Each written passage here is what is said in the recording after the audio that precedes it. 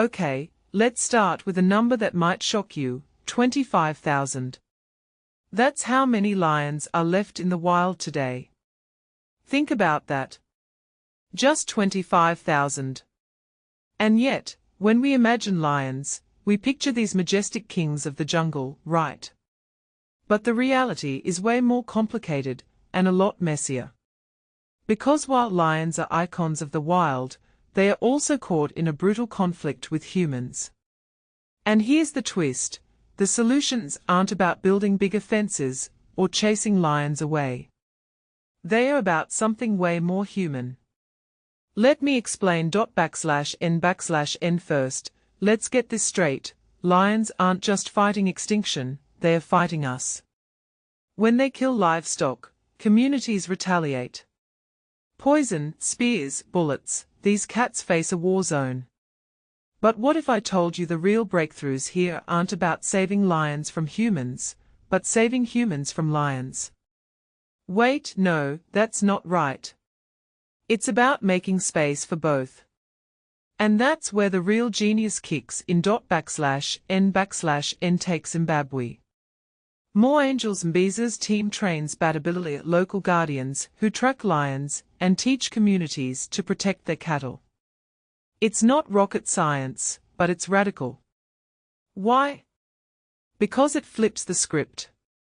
Instead of blaming farmers for killing lions, you empower them to avoid conflict. And the result? Fewer lions poisoned. Fewer cows dead. But here's what fascinates me: this isn't about conservationists swooping in with fancy ideas. It's about listening to locals. Because if you don't, any solutions are band-aid. /n/n now, Botswana's doing something even cooler. GPS collars on lions that send real-time alerts when they get close to villages. Imagine your phone pinging, "Hey, there's a lion 3 miles away. Maybe don't graze your cows here." It's like a virtual fence. But here's the kicker: tech alone isn't the hero. The real win is how it's paired with ancient herding techniques. Think about that. A 21st century collar plus 1,000-year-old wisdom equals lions rebounding. That's the future, right? Blending old and new. /n/n Then there's Kenya. Mama Simba, the mothers of lions, are redefining who gets a seat at the conservation table. Women leading the charge. Why does this matter? Because when you exclude half the population, you lose half the ideas. Plus, culturally, lions mean something here. A lion's roar isn't a threat, it's a sign of good luck. That's a mindset shift. Instead of seeing lions as enemies, they are part of the community's identity. But here's the catch: not everyone shares that view. So how do you scale this? /n/n Let's zoom out. What do all these projects share? They are not about saving lions in a vacuum. They are about coexistence. And that's messy.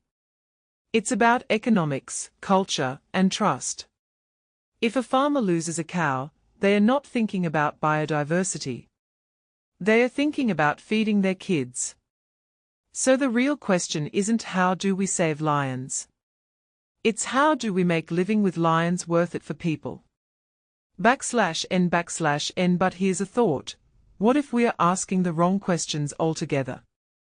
What if the bigger issue isn't lions, it's how we define progress? A GPS collar works, but what about 10 years from now? Climate change, expanding human populations, this isn't a fix. It's a pivot. And the only way this survives is if communities own it. /n/n So I'll leave you with this: the lion's roar we hear today isn't just a sound. It's a question. Can we share this planet? Not just in theory, but in practice. Let me know what you think. Because the answer might just shape the future of every wild species left fighting for a place in our world.